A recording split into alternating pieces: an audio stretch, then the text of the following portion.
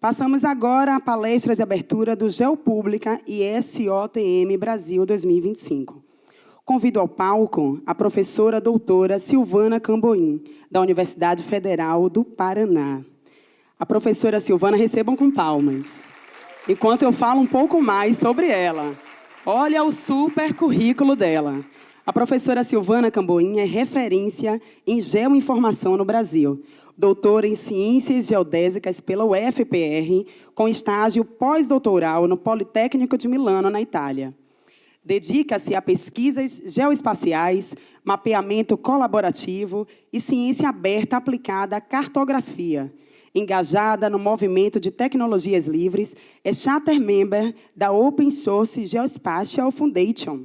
Coordena o capítulo Mapeadores Livres da UFPR, da rede Youth Mappers, promovendo projetos de mapeamento aberto, formação em OpenStreetMap e pesquisa sobre qualidade de dados colaborativos.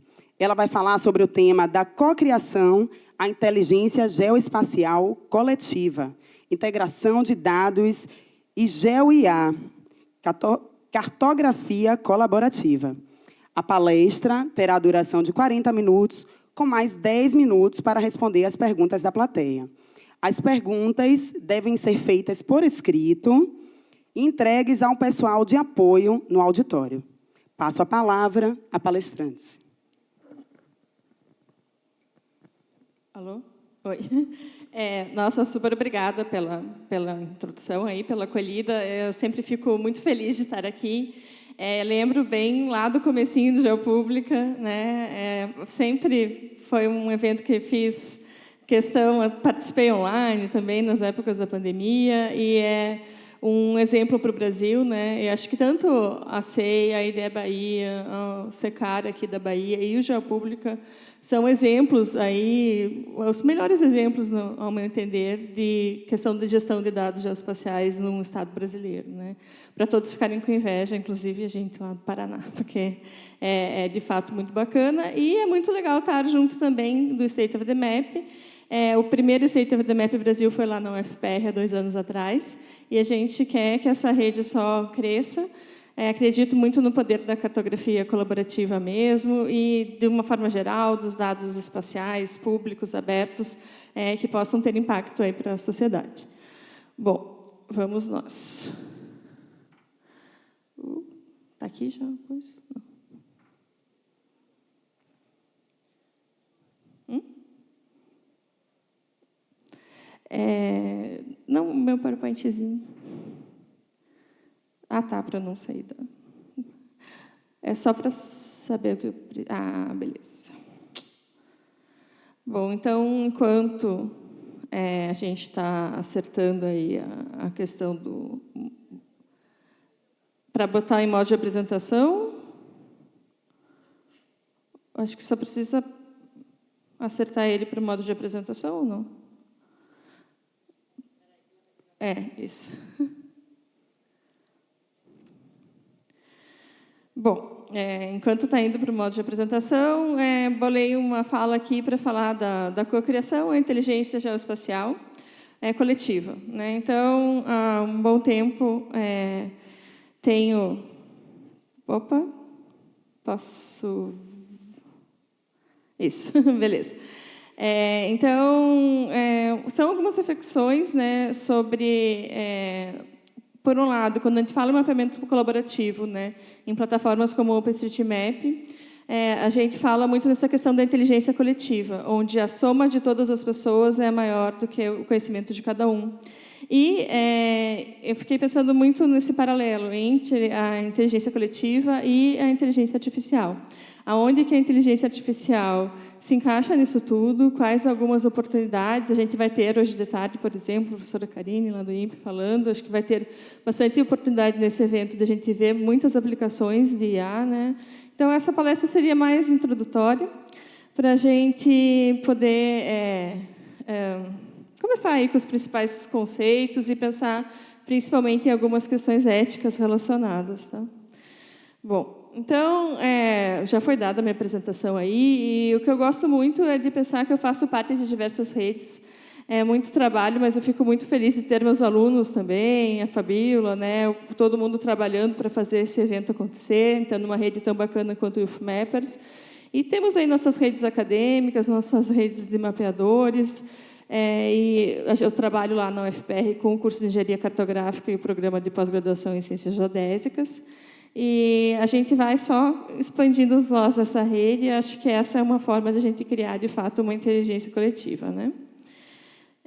Então, eu queria primeiro, então, antes de mais nada, propor um exercício para vocês, tá? O exercício, o QR Code é uma segunda parte. A primeira parte é convido, então, todo mundo a pegar seu celular, entrar no seu WhatsApp e pedir para criar um mapa do Brasil com o nome dos estados, com um destaque para a sua cidade, pode ser aqui para Salvador, dentro do seu estado, tá? E aí, a IA do WhatsApp fazendo, vocês podem mandar para esse grupinho que tem o QR Code ali.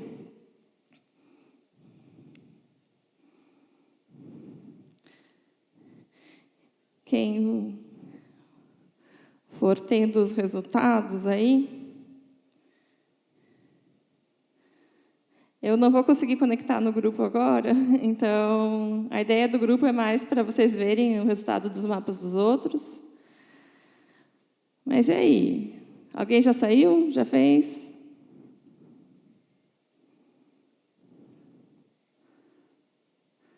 Essa perguntinha é naquela inteligência artificial que vem integrado ali no WhatsApp, né, que é um modelo chamado Llama.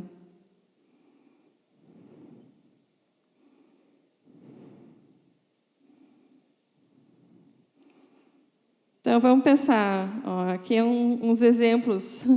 Um exemplo da Llama tentando fazer aqui. Eu estava tentando fazer com que ela colocasse Curitiba, e colocou Curitiba lá entre Goiás e Tocantins, e fora uma confusão geral de tudo, né? E aí, os mapas de vocês? Quem mais? Saiu direitinho? Saiu esquisito? Ontem eu tentei fazer de Salvador, ele me mandou uma foto de uma árvore.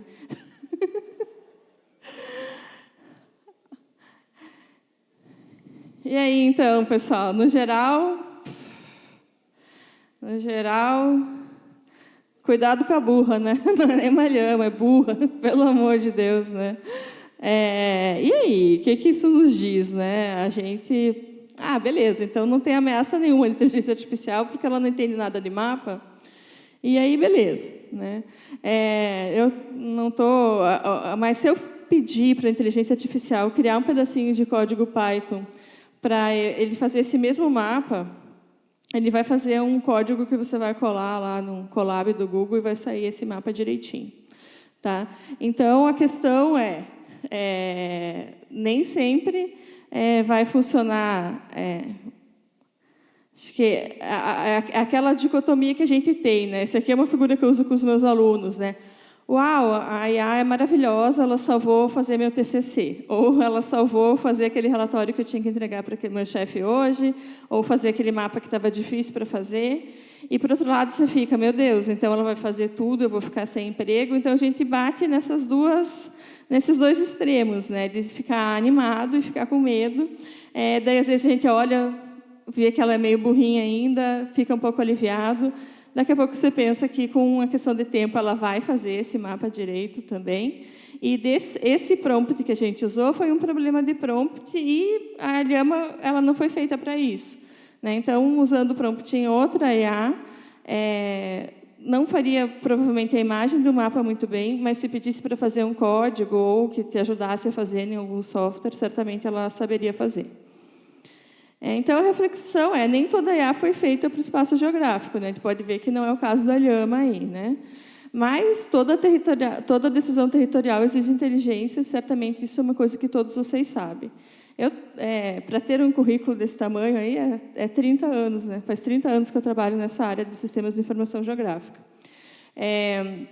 E sempre foi uma aspiração, né? Não, o SIG vai te deixar tomar decisões, vai te ajudar a criar políticas públicas. Só que a gente, até hoje, né? A gente entende, a gente tem esse ideal, ajuda muito a muitas coisas, Mas a gente ainda tem diversos empecilhos, né?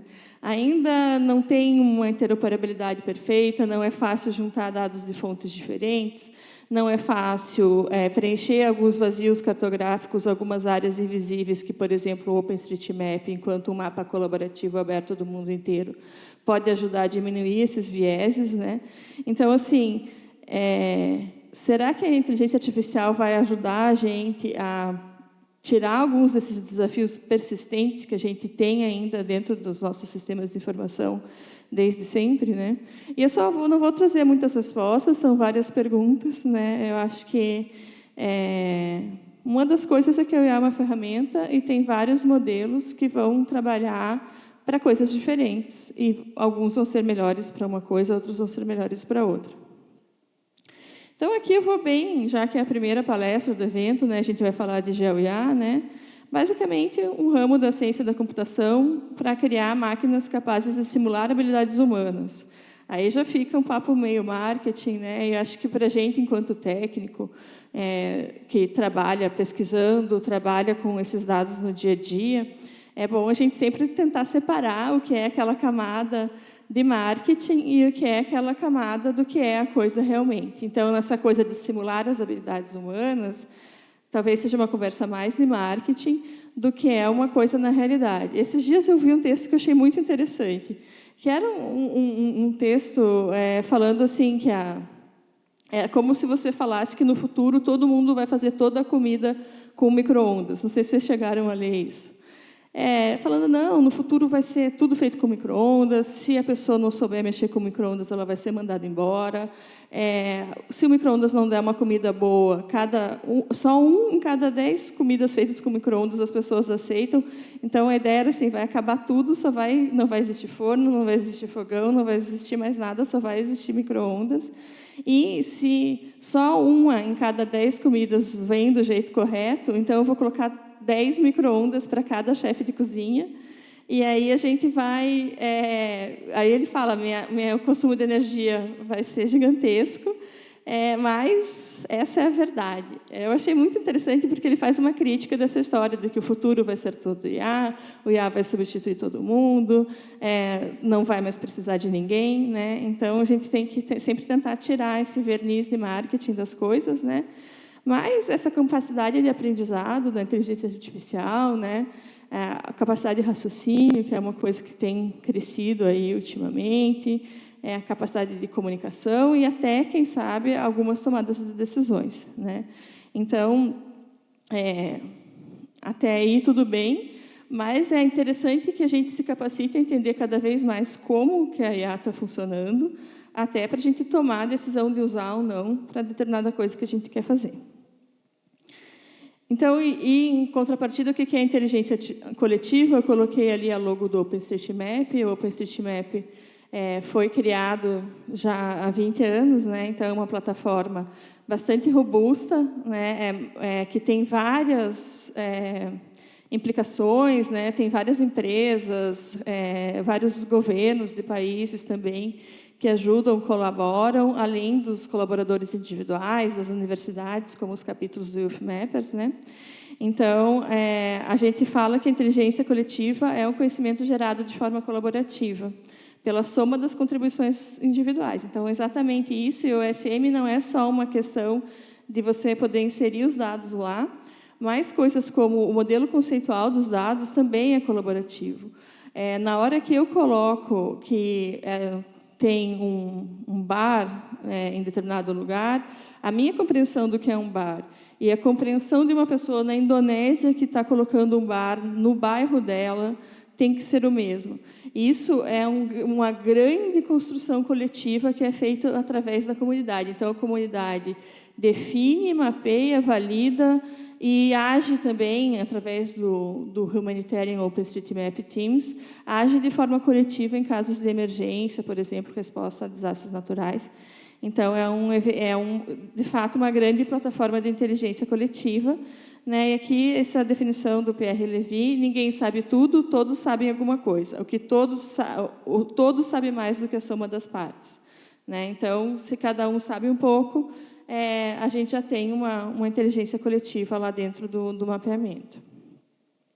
Agora, essa figura eu já uso faz um tempo, que é a questão da integração de dados. Isso é um desafio persistente. A gente tem, por um lado, ali foi falado, né, da IDE, por exemplo, padrões bastante rígidos, que precisam ser rígidos, inclusive, porque existe uma série de questões oficiais, por exemplo, em termos de cadastro, de limites administrativos, de dados que são responsabilidade de órgãos oficiais. E eles seguem ali mais uma questão de Lego, a interoperabilidade deles é mais como você juntar uma pecinha na outra que tem uma interface comum, né? Que o Lego, se tivesse uma bolinha maior ou menor, ele não consegue encaixar com os outros, né?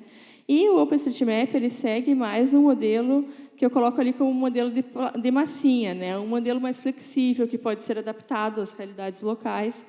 E aí, como que a gente faz uma construção que junta tanto o Lego quanto a massinha, né? Será que o nosso robozinho da IA ele vai ajudar a gente a... o que será que a gente quer, na verdade? Né? Pegar todos os Legos e passar para a massinha, pegar todas as massinhas e criar um Lego com ela, ou fazer uma construção conjunta, né? Então, aí eu vejo um grande potencial mesmo do uso da inteligência artificial, no sentido que todo o processo de mapear ele vem de descrever o mundo, descrever as coisas que você vai mapear, identificar aqueles objetos, identificar a relação entre aqueles objetos, representar aquilo para as pessoas verem. Então, quem sabe o robô ajude a gente aí a avançar, né, nesse sentido. Aqui eu trouxe umas figuras, mas é só para dizer que a inteligência artificial não é uma coisa tão nova assim, né? A gente teve... o termo já não é novo, e acho que é interessante para todo mundo que trabalha com gel. A gente não ficou tão espantado com a inteligência artificial, porque desde a década de 90 a gente trabalha com, por exemplo, redes neurais, né, o começo dos anos 2000.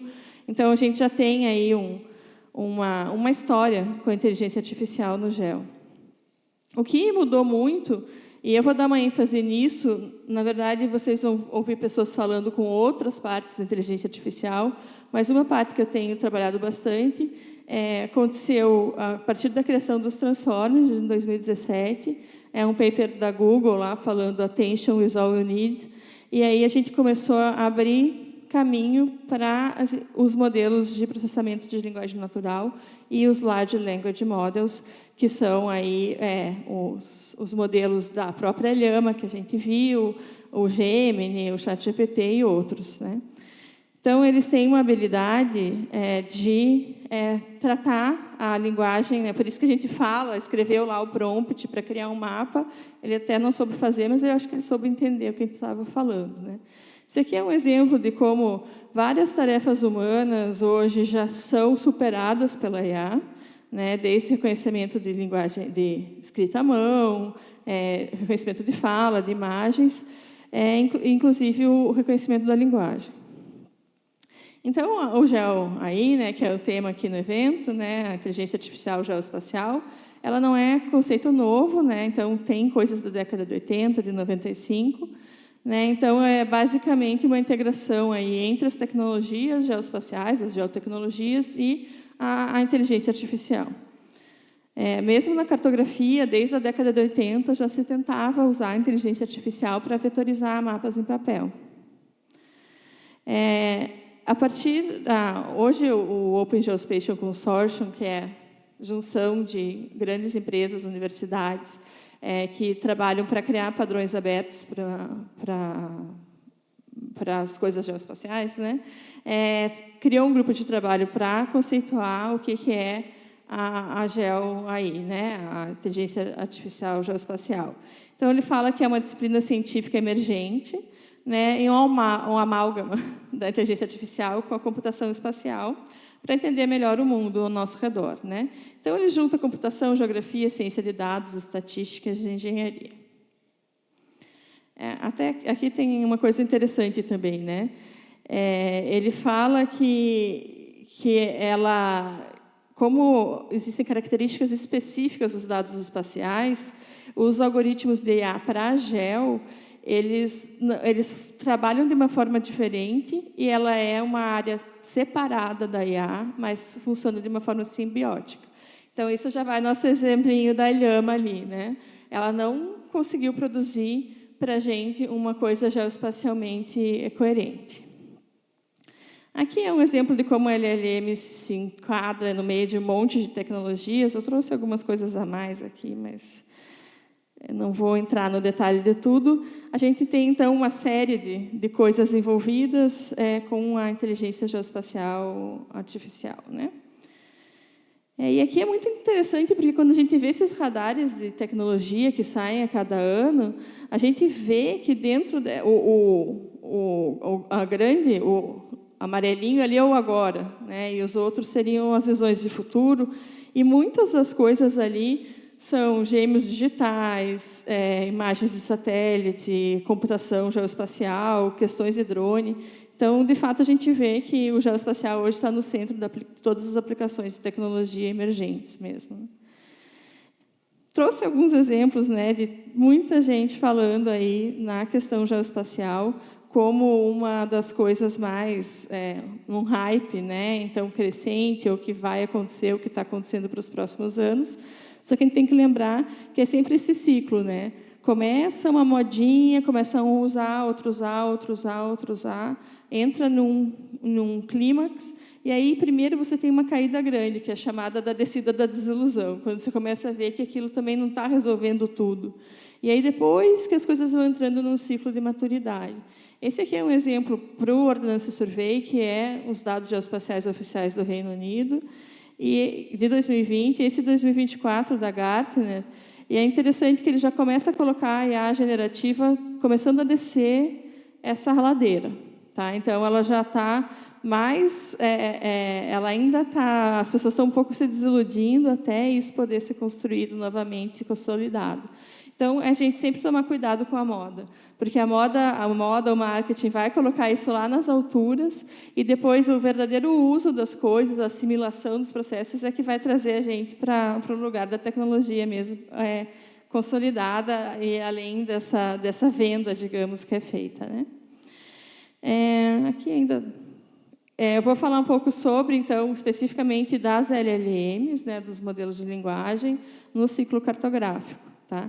Então, essa aqui é a figura antiga, desde a época que eu comecei a estudar SIG lá, onde a gente tem o mundo real, a gente vai definir o que vai ser mapeado nesse mundo, para a gente aí usar uma série de ferramentas para adquirir dados, tratar, integrar, visualizar, para poder analisar e tomar decisão. Né? Então, ali na tomada de decisão estão as políticas públicas, é o que a gente quer impactar. E, se isso era feito de uma mão única antigamente, tinha o produtor do dado, tinha as pessoas que liam os mapas. Hoje em dia, a gente diz que tem o usuário produtor. Então, quem faz parte do OpenStreetMap é um usuário, muitas vezes, que está ali também produzindo informação, e não é tudo numa via de mão única, só como era antigamente. Em todas essas etapas, a gente vai usar a linguagem. Por isso que o LLM tem um potencial tão grande para a informação geoespacial. Desde você descrever o que você vai mapear, até você identificar as feições do terreno, você poder integrar esses dados, criar visualizações, criar aplicações que, de fato, suportem a tomada de decisão. Então, todo o mapa começa com um discurso sobre o mundo, isso que é interessante do OpenStreetMap também, porque a cartografia foi usada também, muitas vezes, como instrumento de poder, nessa questão da via de mão única, e não respeitando, às vezes, o discurso das populações marginalizadas, de quem não fazia parte do mapa oficial, de quem estava em uma situação irregular, ou mesmo uma narrativa colonial mesmo, de querer passar uma visão de mundo assim, muito... e o legal do OpenStreetMap é essa abertura para os diversos tipos de discurso, e vai ter muita oficina nessa semana de gente falando, trabalhando com populações das comunidades, populações também quilombolas e outras, né? Então, tem esse discurso no sentido ideológico, talvez, e tem esse discurso no sentido de palavras. Antes de eu desenhar o que é uma árvore, eu tenho que saber o que é uma árvore. Antes de eu desenhar uma casa, eu tenho que saber o que é uma casa, eu tenho que conceituar o que é uma casa, e esse conhecimento tem que ser compartilhado.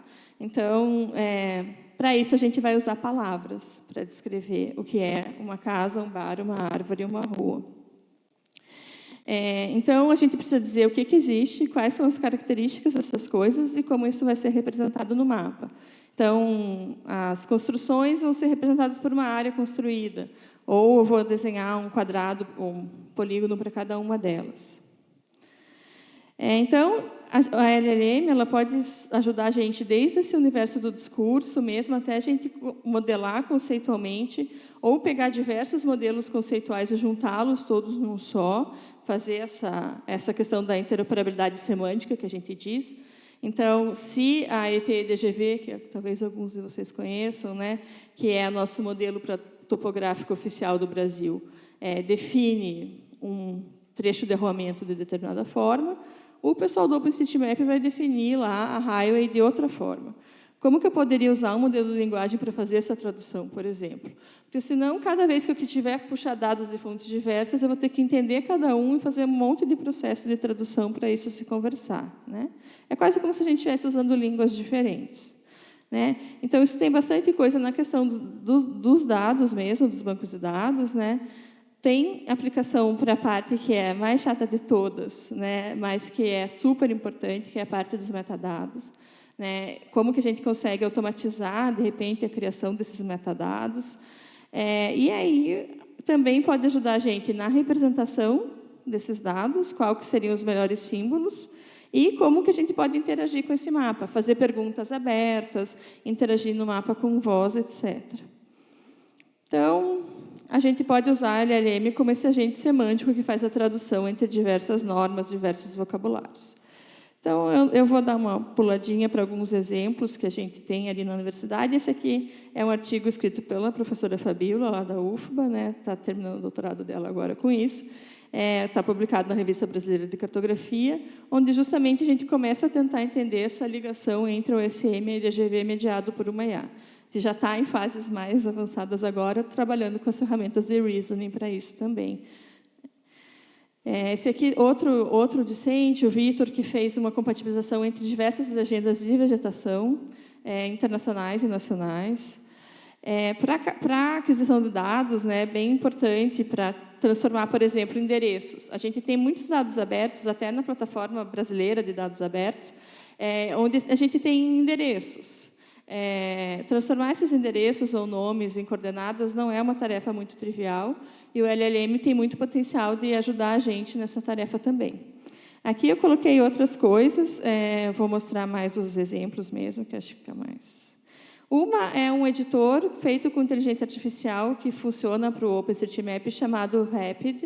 Ele foi treinado com uma base grande mundial e ele te sugere quais são as edificações e as vias para você mapear. Então, o usuário humano ele só vai validar o que a inteligência artificial achou e colocar mais um pouco do seu conhecimento local. Então, um exemplo bacana de junção mesmo da inteligência artificial com o conhecimento local e com essa questão da inteligência coletiva. Esse aqui, o trabalho do Cauê, que está aqui, é um dos artigos do doutorado dele, está defendendo agora dia 3, quem quiser assistir. Ele tem trabalhado bastante com a questão das calçadas, e ele usou a IA e os modelos de linguagem da descrição de como é a pavimentação das calçadas, que isso tem muito a ver com a qualidade. Então, calçadas que sejam de pedras portuguesas, né, ou de paralelepípedos, ou de concreto, etc. Isso, para acessibilidade, é informação bem importante, né, para saber se você é um cadeirante, né, uma pessoa com dificuldade de locomoção pode usar aquela calçada, por exemplo. E, então, modelos de linguagem que tentam, através das palavras, das descrições, trabalhando com imagens de nível de rua. A professora Vivian, que está aqui, também trabalha com imagens de nível de rua. São esse Google Street View que a gente está acostumado. Existe uma plataforma aberta chamada Mapillary, que é o equivalente ao OpenStreetMap, né? Onde a gente pode criar, compartilhar e usar imagens a nível de rua que podem dar informações interessantes como essas da questão das calçadas. Outra tese que está sendo defendida pelo professor Darlan, do Federal de Viçosa, vai ser dia 17 de outubro. Com ele, a gente se debruçou a questão da qualidade do OpenStreetMap, especificamente qualidade dos nomes geográficos. Então, a gente precisa saber o nome, para até fazer uma geocodificação, né, transformar endereços, descrições em lugares, a gente tem que saber o nome das ruas, tem que saber onde é o hotel, onde é o supermercado, onde é a escola. E a ideia dele, desde lá trabalhando no IBGE, quando ele começou, né, a trabalhar com isso, é que a gente tem as placas, né? Então, tem a placa lá com o nome da escola, tem a placa com o nome dos lugares, e aí a gente está usando inteligência artificial para ler esses nomes nas placas e, com eles, a gente conseguir completar tanto as bases oficiais quanto as bases colaborativas com o nome atualizado do que está acontecendo ali. Tá? Então, é também aqui está um resumo, mas já tem alguns artigos publicados também. Então, a gente pode usar para enriquecer os dados, por exemplo, nesse caso, usar a placa para enriquecer as características daquela edificação. Eu até tenho a edificação desenhada, mas agora eu sei, por exemplo, que ali é uma escola ou que ali é o que for, né? Então, a gente pode usar o LLM para ajudar para muita coisa, inclusive nas questões do metadados, né? Que acho que os metadados são um desafio bem grande também. Estou trazendo várias ideias aqui, algumas a gente trabalhou, outras não. E aqui a gente também falando sobre as mesmas ferramentas para trabalhar com integração, visualização e compartilhamento. Então, um exemplo é acessibilidade. Esse é um artigo também que fiz com uma menina iraniana, no sentido de ter uma interface de voz para trabalhar com os mapas. É interessante isso, porque quando a gente está trabalhando não só quem tem deficiência visual, mas quem está com celular, por exemplo, é muito difícil a gente conseguir clicar nas coisas ali. E se eu quero fazer um mapa melhor, trocar a legenda, etc., se eu conseguir fazer essa interação por voz. E tem outras coisas no sentido de fazer perguntas também para os mapas, onde fica tal coisa. Então, naquela parte lá da tomada de decisão, não ser mais uma série de comandos que a pessoa vai dar no QGIS, no ArcGIS, mas sim uma descrição em linguagem natural do que a pessoa quer. Então, eu quero saber as escolas que estão até 150 metros de tal lugar, né? E que o sistema consiga compreender isso. Esse aqui, um aluno fez também, chama Story Map GPT, que você dá uma história, né? Aqui eu fiz um exemplo para o Vampiro de Curitiba, que é um livro de contos lá bem famoso do autor Dalton Trevisan, e ele vai fazer toda a característica ali, toda a estruturação para você fazer um story map baseado naquela história literária. Esse aqui é um exemplo que eu fiz com alunos de graduação, que são ícones, né, desenhos, pictogramas para mapas, feitos pela inteligência artificial e por seres humanos. Quais que vocês acham que é o feito pela IA? O da esquerda ou da direita? Vamos lá, quem que acha que é o da esquerda? Quem que acha que é o da direita? O pessoal está forçado no da direita, né? Não, o mapa da direita foi feito pelos humanos e o esquerda foi feito pela inteligência artificial. E é muito engraçado. A maioria das vezes as pessoas, a gente fez um estudo com vários usuários, as pessoas ainda preferem os símbolos feitos por humanos, mas ele ajudou a gente com alguns símbolos que a gente não conseguia gerar, que mesmo os seres humanos não estavam conseguindo criar coisas que fossem compreendidas, né? Então, é bem interessante essa pesquisa também, até que ponto a IA vai poder ajudar a gente a criar mesmo símbolos para os nossos mapas. Também para fazer essas análises espaciais, né, a gente poder sintetizar os padrões espaciais, principalmente coisas que são muito complexas, fenômenos, né, coisas como crime, por exemplo, um acidente de trânsito, onde entram vários fatores. São coisas que a IA pode ajudar bastante a gente a tentar compreender a relação entre isso tudo. Então, aqui estão alguns exemplos, deixa eu ir pulando mais rápido, e até a geração de mapas, relatórios automatizados aí para ajudar essa tomada de decisão, até para quem não é o especialista em dados espaciais, que eu acho que isso ainda é uma barreira das próprias IDEs, aquilo ficar um ambiente que é muito bacana para quem entende e trabalha com dados espaciais, mas que não necessariamente está na mão tanto da própria população ou do gestor, que não é super especializado em geo. Então, esse aqui são só um monte de ideias que eu fui colocando, né? Tratar com questões tridimensionais, buscar dados, né, usando IA. Então, a gente tem muita coisa, essa é a parte, que bacana, coisas que a IA pode fazer. E agora é a parte, coisas que a gente tem que se preocupar. Então, um exemplo essa questão geral que os mapas são instrumentos de poder e que a gente tem que se preocupar como que essas IAs estão sendo alimentadas para trazer as respostas que a gente vai solicitar a ela, né? Então, tem essa organização chamada Locus Charter, que tem tentado juntar aí alguns princípios éticos para os dados espaciais, e vai muito nessa questão de não causar danos, né, proteger a privacidade das pessoas, proteger as populações mais vulneráveis, e sempre poder trabalhar com responsabilidade e transparência. Então, acho que isso é uma obrigação da gente que trabalha gerando dados espaciais, dentro de um contexto que esses dados espaciais podem estar sendo utilizados, vão necessariamente estar sendo utilizados para alimentar sistemas de inteligência artificial. Isso aqui está o exemplo, o link ali para o Locus Chat, é bem interessante. Acho que são discussões que a gente tinha que ter mais no Brasil, cada vez mais. A gente ainda não está trabalhando tanto com a ética dos dados geoespaciais aqui. Então, chegando perto aí do final, ainda tem um adendo aqui, né?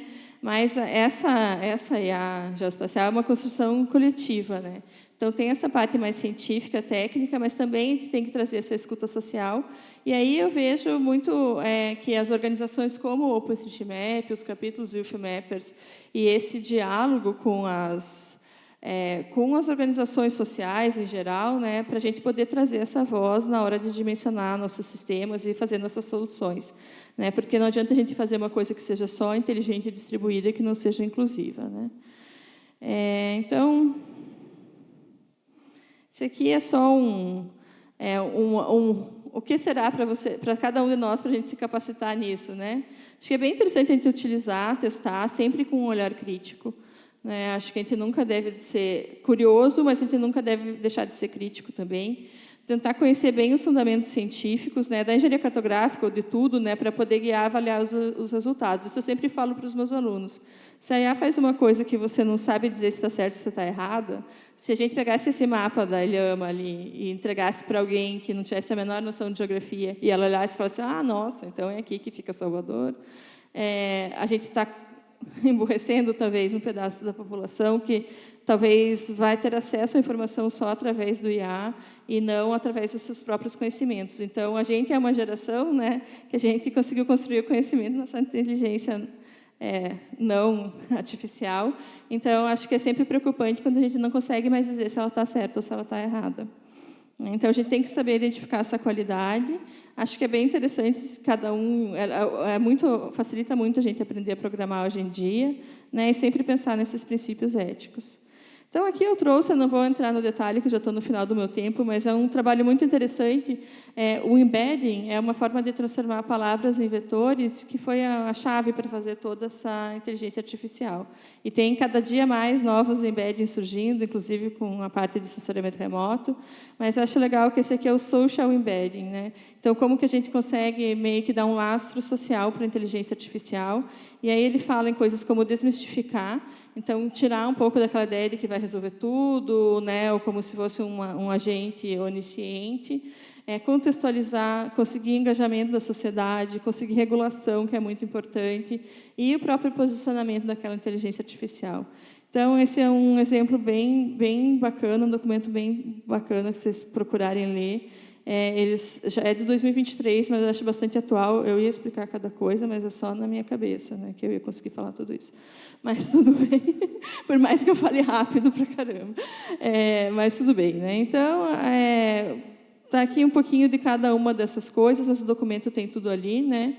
E daí um convite para todos nós, né, para fazer esse uso consciente, né? Não é usar porque todo mundo usa, usar porque está na moda, usar porque quem mais antiguinho vai lembrar lá do seu Creyson, não tinha do Cacete Planeta, que ele vendia tudo lá da Organizações Tabajara, e aí ele fazia tal coisa com Equio, né? Então, hoje em dia a gente vive no mundo de tarará com IA, né? Magazine Luiza com IA, tal coisa com IA, e acabou virando só uma palavra a mais, né? E não um uso consciente da tecnologia, né?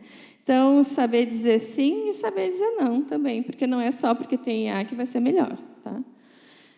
Aqui eu vou dar mais um puladão aqui. Então, acho que assim, eu gosto sempre de usar essa regra. Você dá o conteúdo, a IA dá a estrutura. Então, isso eu sempre falo também para quem é aluno, quem produz trabalhos acadêmicos.